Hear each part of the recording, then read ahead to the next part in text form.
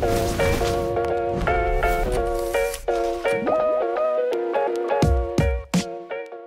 everybody, and welcome to another episode of the Ad Project Podcast. As always, I'm your host, Joe Shellard from Ad Advance, and today I am joined by Maarja Hewitt. Maarja, awesome to have you back on the podcast. It's good to be here. Thanks for having me, Joe. Yeah.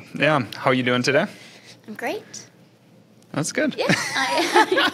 Matt always struggles with that. We're going to feed him that answer. You caught me off guard. Because I'm just great. Yeah, I like that. Easy one. So today we are going to cover, there's been a ton of new features that have come out, just like usual. So Maarja is always keeping her thumb on the pulse of, finger on the pulse, thumb on the pulse, finger. Thumb on the pulse. Thumb on the pulse. I think you can go either, right? Sure. Yeah, thumb on the pulse of new features. So we're going to go through some of the key things that we've seen coming out, and give you our opinion on it, and kind of go from there. Yeah. So I don't know, where you want to start?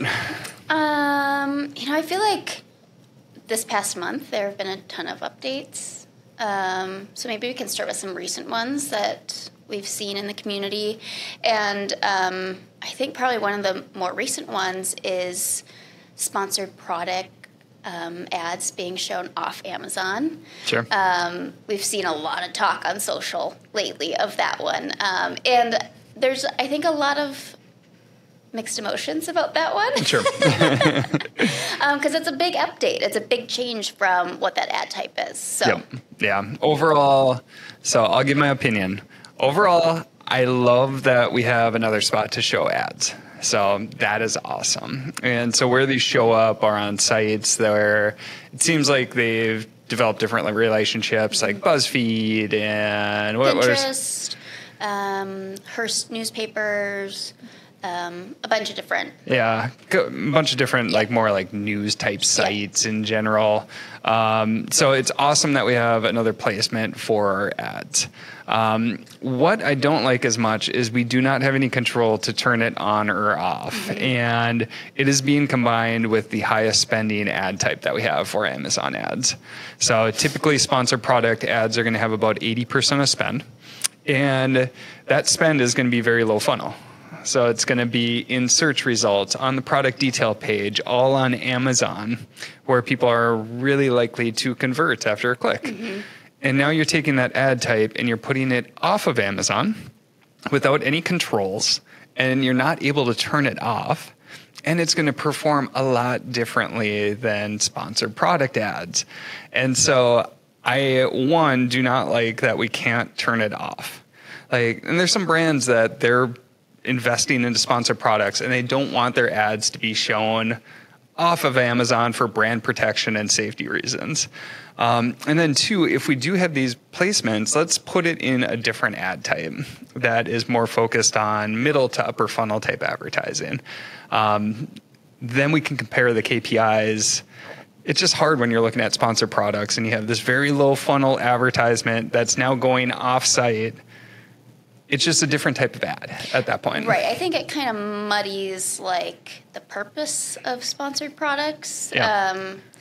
So I don't like that lack of control. I know like in their release and like all their materials, they've talked about how they're going to test the waters, do it slowly, and look at the data.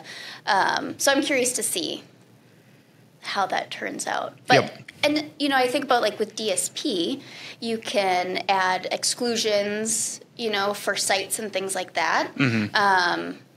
So do you think that maybe they would?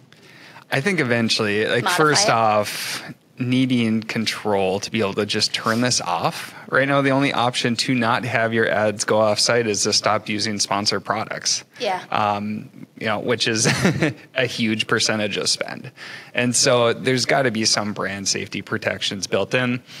If they just give us the switch to turn it on and off, then we can kind of split the sponsored products offsite campaigns away from the sponsored products campaigns. And then from there, we have another ad type that we can use, which is awesome. But without that control, it just muddies everything. So we're starting to pull the data and separate offsite versus onsite. It's a super small spend amount, so they are starting very small, which is great. But again, just looking for that control so we can separate it out, especially when the ad performance is going to be so different. Yeah. So we will see. We will see. Yep. So we'll be looking at doing some posts, just sharing what we've seen for offsite up to this point, and then just kind of our thoughts and opinions on these new updates. Yeah. It will be nice to have more options. More options are awesome. There's only so much real estate. As long as you can just segment them. Yep. Yeah. I think another one that's been another big update on social right now has been the rest of search modifier. Yeah. I know, I think we initially heard about it in August, but now we're actually seeing it. Yep. So I think LinkedIn last week just kind of was a flurry with this news. So that's another huge one, because that's something that I know that you've been very vocal about asking for as an update, and here it is. But there is kind of a caveat to it. Sure. So I want to hear your opinion. Yeah, no, so rest of search, this is awesome. And so all good stuff for this one. You can modify the bid up just like you can for a product page or top of search.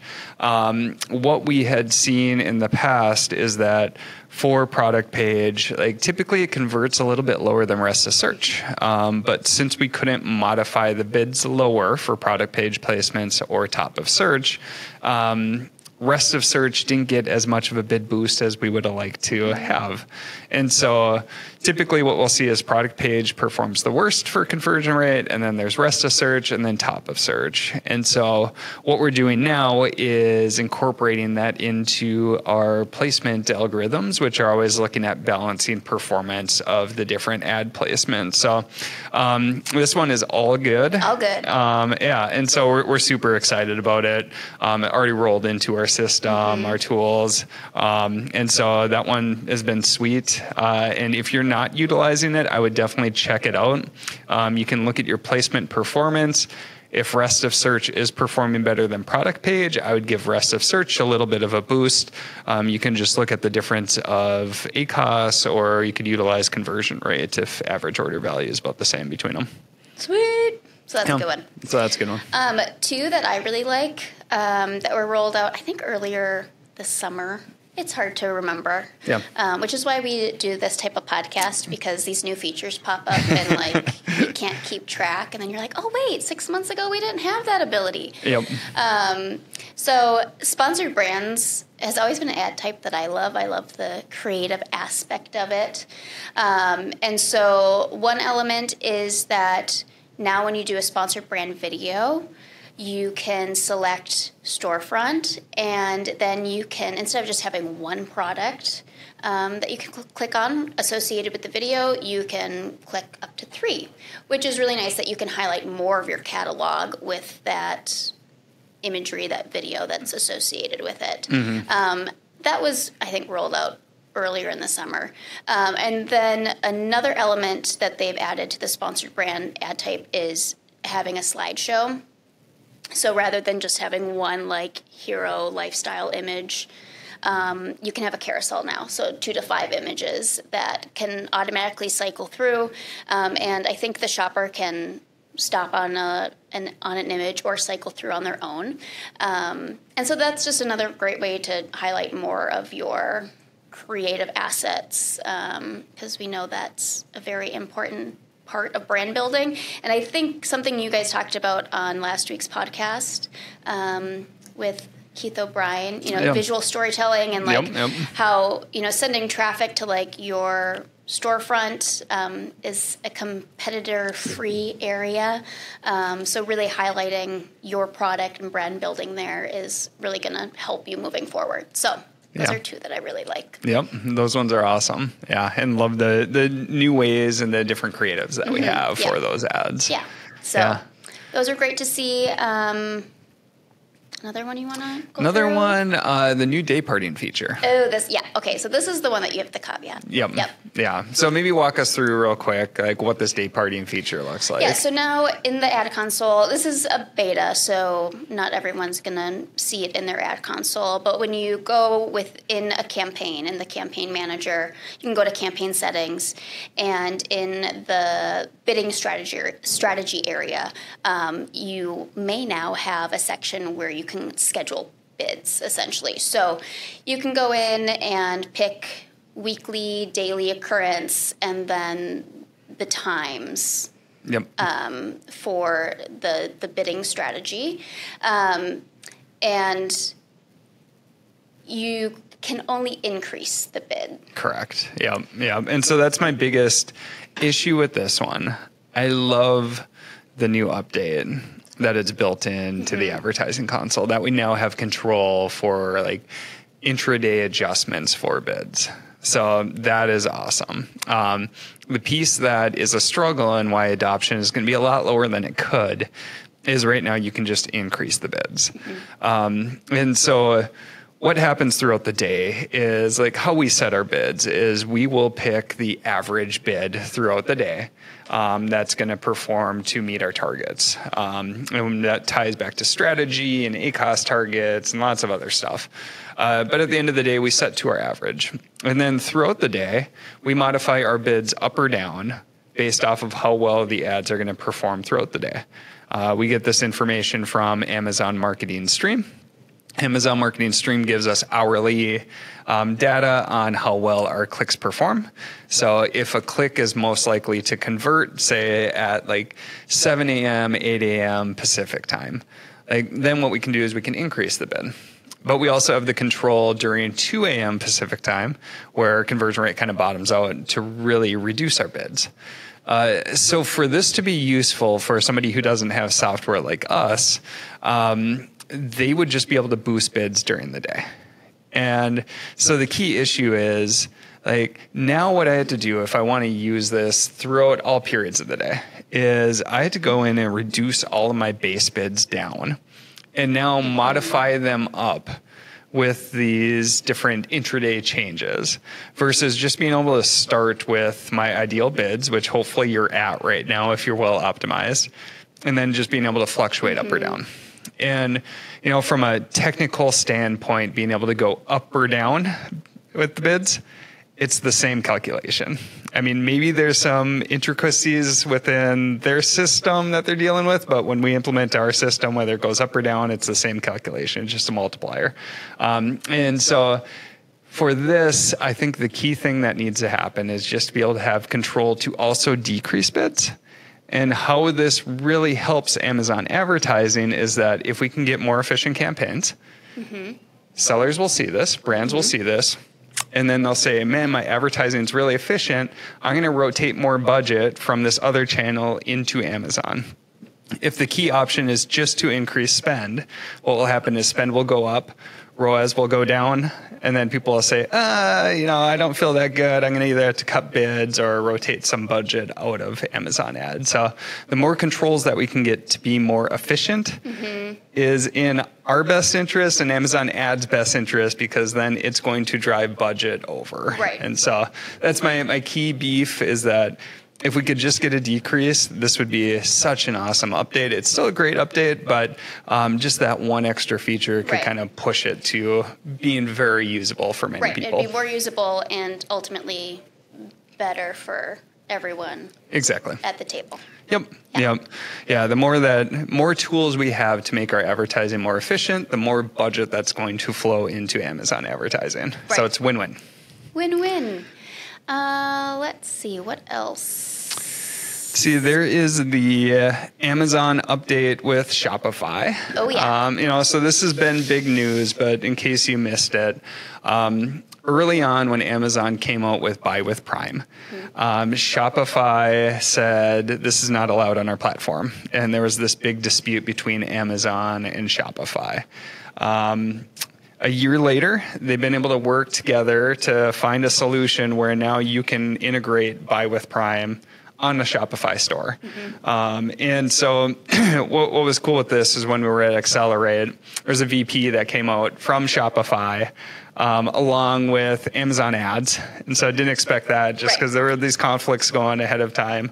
But they were able to work together. And now what you can utilize is with Buy with Prime, you get the trust and the membership of, people are already Prime members, so it makes it super easy to check out on your own e-commerce site. And then you can also utilize your inventory within FBA. So you don't have to have fulfilled by merchant inventory somewhere else. So really cool update that they were able to work together on this. Another couple updates for Buy with Prime is when they first rolled it out, you could only buy individual products. So there wasn't like a pure shopping cart. So there is now a shopping cart. And the other key piece is that based off of the tests that they've done, if I remember right, conversion rates increased 25%. Yeah. Is that right? Yep, that's correct. Yeah. So for people who implemented Buy with Prime on their direct-to-consumer site, conversion rates increased 25% based off of Amazon's data. So if you can increase conversion rate 25%, that can be a game changer. That can be huge. Obviously, you have to look at the associated fees with Buy with Prime and then compare the conversion rate boost with those other fees and take those into account.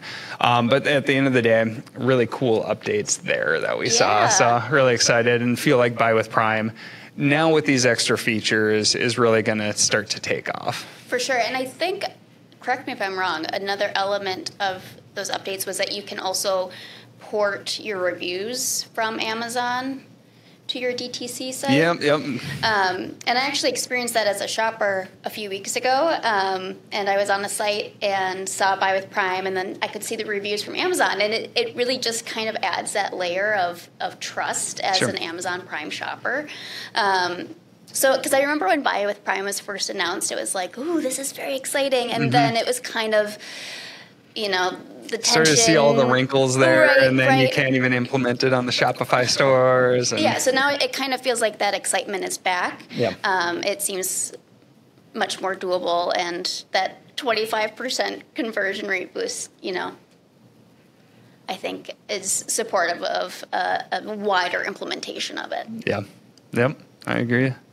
Another cool update that we got, so I guess cool update for us advertisers, is that starting in 2024, Prime Video shows and movies will no longer be commercial free. So it's funny how I approach this looking purely as an advertiser. So with Amazon, like many people focus on the e-commerce store. But Amazon obviously has their advertising wing, which is a huge profit driver. They have AWS, and they have this big content library. And so for Prime members, you get Prime Video. What's cool with this for us advertisers is now that opens up even more exclusive advertising inventory where we can run different video ads. So there's already been different areas on some parts in Prime Video or Freebie, and then other exclusive areas like Twitch and all that good stuff.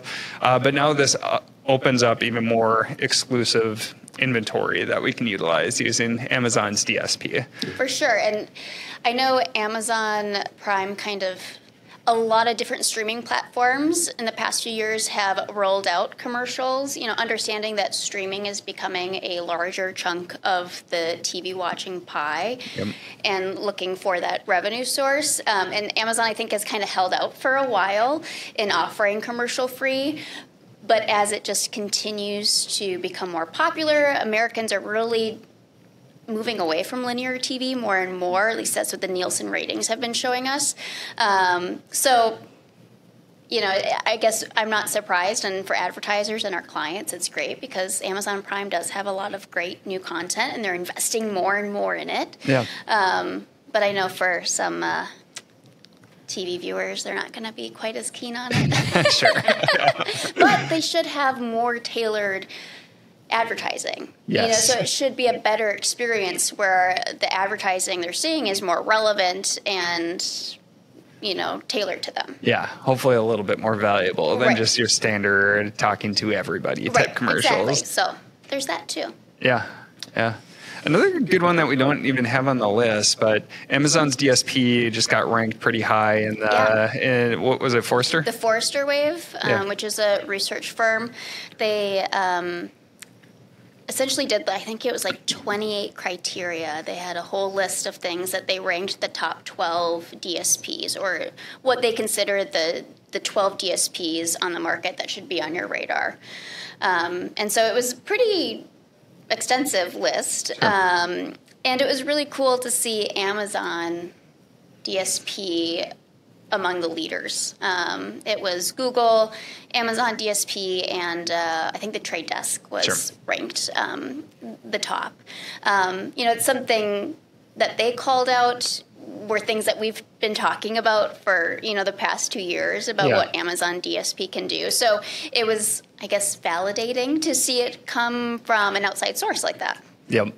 And key things that they highlight, again, Amazon DSP kind of allows us to tap into Amazon's first-party data, their unique supply sources, like we just talked about, give some different options there, and then be able to really tailor that down and make sure that we're showing the right ads to the right people, and then be able to track that back to then also see what's the true performance of our advertising. So you get Amazon's DSP, but then when you combine with Amazon Marketing Cloud Insights, now that's where we've seen a ton of power in utilizing that for our clients, from top of a funnel approach all the way down, showing our video ads on really cool spots, making sure we're showing them to the right people, and then customizing that journey to try to drive new to brand sales and all that good stuff. And I think one of the really cool aspects of their report, too, was what they called out for Amazon beyond those things that you just mentioned, was that where Amazon's DSP ranked really high was for strategy and vision